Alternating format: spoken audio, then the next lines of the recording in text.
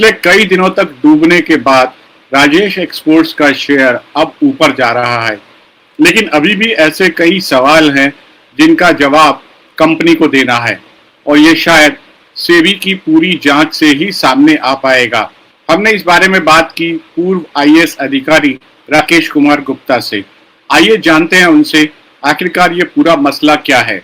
मेरी जो इन्फॉर्मेशन है वो based on the SEBI report ही है और जो कुछ मीडिया में छप रहा है उसके बारे में उसी की बेसिस पे मैं बता सकता हूँ। अंदर की बात क्या है वो तो सेबी जाने या जो ऑडिटर्स थे जिन्होंने किया है ऑडिट वो जाने, पर प्राइमरली जो है ये एक मिस रिपोर्टिंग, रॉन्ग रिपोर्टिंग का मसला है।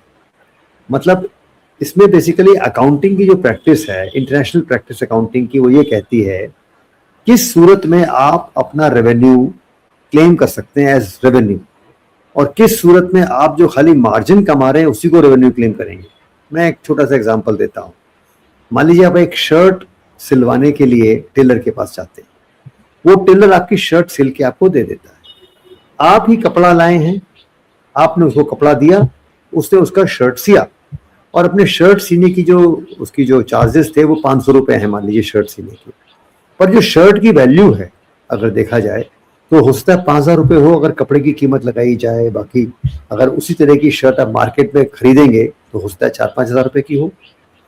तो क्या जो टेलर है वो अपने अकाउंट में दिखाएगा कि मैंने 5,000 रुपये की शर्ट बेची, या वो दिखाएगा कि मैंने 500 रुपये कमाए जो रेवेन्यू मेरा हुआ उस शर्ट को बनाने में।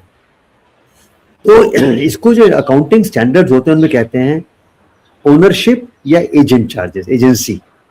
किस सूरत में आप ओनरशिप मान के, अगर वो टेलर ओनर है उस शर्ट का और उसको बेच रहा है तो उसकी 10,000 रुपये रेवेन्यू है, मगर अगर उसने खाली एजेंसी चार्जेस लिए हैं रेवेन्यू, मतलब कि 500 रुपये बनवाई के चार्जेस लिए हैं तो सिर्फ 500 रुपये चार्ज होंगे। Same thing I can give an example, पहला एग्जांपल ऑफ प्रॉपर्टी ब्रोकर। मान लीजिए प्रॉपर्टी खरीदने बेचने में एक प्रॉपर्टी लगा हुआ है और उस प्रॉपर्टी ब्रोकर ने 10 करोड़ रुपए की प्रॉपर्टी बिकवाई और उसमें अपना मार्जिन लिया 5% एज ब्रोकरेज चार्जेस। तो उसका रेवेन्यू उसके फर्म का, उसके ब्रोकरेज कंपनी का, क्या वो 5% है या वो 10 करोड़ की सेल दिखा रहा है प्रॉपर्टी की? अगर उसने वो प्रॉपर्टी खुद खरीदी है किसी जमाने में, उस पर अच्छा खासा उसको प्रॉपर्टी को चेंज किया, मॉडिफाई किया, बढ़िया किया और फिर उसको बेचा, तो उसका रेवेन्यू 10 करोड़ माना जाएगा। मान लीजिए किसी ब्रोकर ने एक प्रॉपर्टी एक्चुअली में खरीदी 2 करोड़ रुपए की, उस पर 1 करोड़ रुपए खर्च किए अपने और 3 करोड़ जब उसका हो गया तो उसको 5 करोड़ में बेच दिया, तो मैं मानूंगा कि 5 करोड़ उसका रेवेन्यू है और उसका खर्चा 3 करोड़ है, तो नेट प्रॉफिट उसका 2 करोड़ हो गया।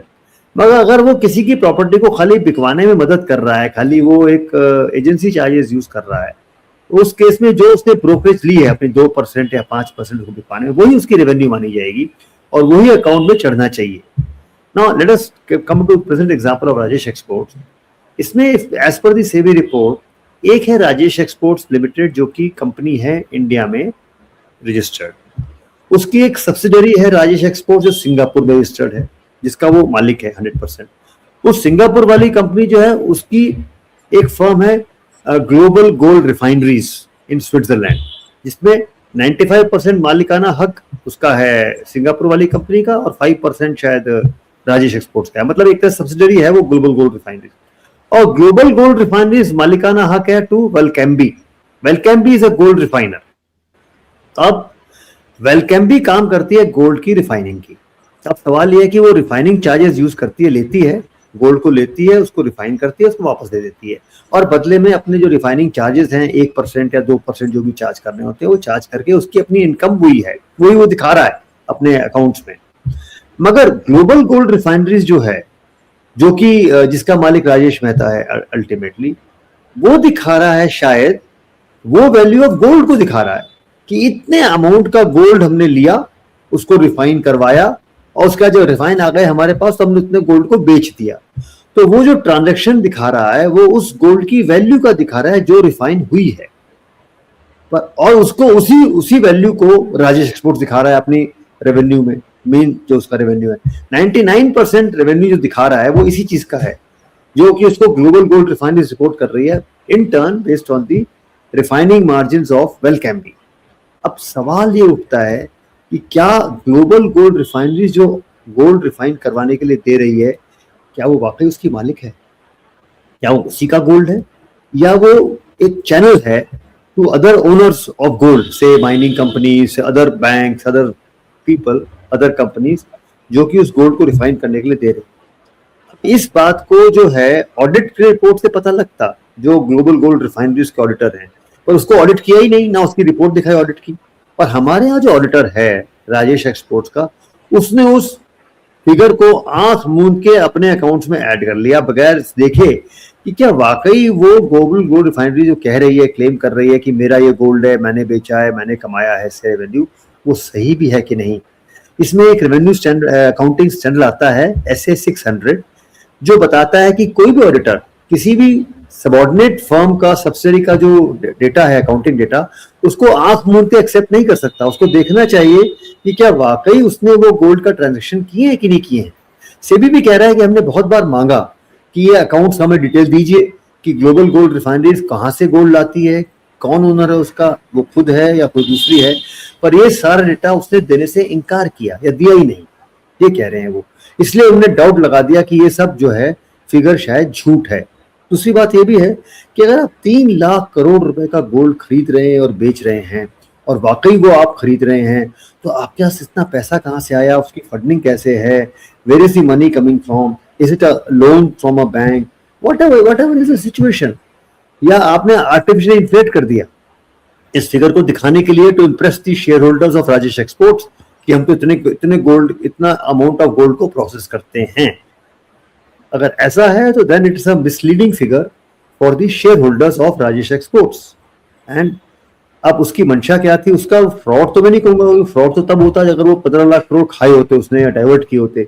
ये तो नजर नहीं आ रहा कि कहीं वो पैसे थे और वो खा गए या डाइवर्ट कर गए ना। ये है कि उन्होंने आर्टिफिशियली अपने अकाउंट्स में उस रेवेन्यू को दिखाया और एक्सपेंसेस को दिखाया जो कि एक्चुअली थे ही नहीं उनके, किसी और के थे apparently as per the SEBI report. तो सेबी कह रही है भाई आप अपने अकाउंट दिखाइए मुझे, आप दीजिए। अब राजेश एक्सपोर्ट्स कहता है नहीं ये तो कम्युनिकेशन गैप है, कम्युनिकेशन एरर था, ये था, हम दिखाएंगे सब कुछ। तो दिखा दो भाई। अभी तक तो यही आ रहा है कि शायद 99% वो अपने रेवेन्यू को इन्फ्लेट करके बता रहे थे। बाकी तो सच्चाई तब पता लगेगी जब वो ग्लोबल गोल्ड रिफाइनरीज के डेटा को खंगालेंगे अच्छी तरह। अभी ताजा बयान जो आया है राजेश एक्सपोर्ट की तरफ से, उसमें ये कहा गया कि वो सेबी के ऑर्डर को कंटेस्ट नहीं करेंगे और जांच में पूरा सहयोग करेंगे। ये किस तरीके की रणनीति आप देखते हैं? इसका मतलब यह है कि सेबी ने जो कुछ कहा वो उन्होंने स्वीकार कर लिया। मेरे ख्याल से सेबी ने जो कुछ कहा अपने इंटरिम रिपोर्ट में उसको स्वीकार करने के अलावा उनके पास कोई चारा ही नहीं था। क्योंकि सच बात यह है, सेबी ने यही कहा है ना उनसे कि आपकी जो रेवेन्यू फिगर है वो इन्फ्लेटेड लग रही है, वो झूठ है, 99% आपने इन्फ्लेट किया है, आपकी एक्चुअली अर्निंग नहीं है, ना रेवेन्यू नहीं है। तो वो तो on the face of it सही लग रहा है, क्योंकि once you compare this figure of Valcambi with Rajesh Exports तो सारा भांडा फूट जाता है एक किस्म से of wrong reporting of revenue.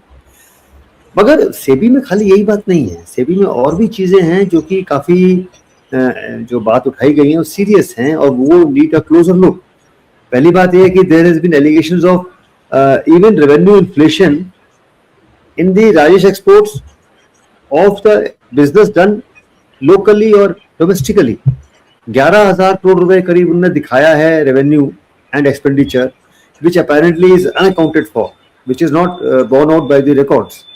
दूसरा, उन्होंने कुछ पैसा डाइवर्ट किया है from the company to the जो राजेश एक्सपोर्ट मालिक है, प्रमोटर्स हैं, उनके पास 100 करोड़ रुपए से करीब डाइवर्शन दिखाया है। अब ये बातें तो एग्जामिन करनी पड़ेंगी और एक्सप्लेनेशन देना पड़ेगा टू राजेश एक्सपोर्ट्स। सही बात सही है कि अगर वो मान लेते हैं कि हमने डाइवर्ट किया है, then it's a matter of inquiry and further की डाइवर्शन क्यों हुआ, is it criminal in nature और not criminal in nature, whether corrective action has been taken. अगर उन्हें पैसा लिया था और वापस कर दिया तो whether this is only a mistake or it is a criminal act, we don't know. That is to be decided once the final report of SEBI comes out and how the regulatory bodies, other regulatory bodies look at it.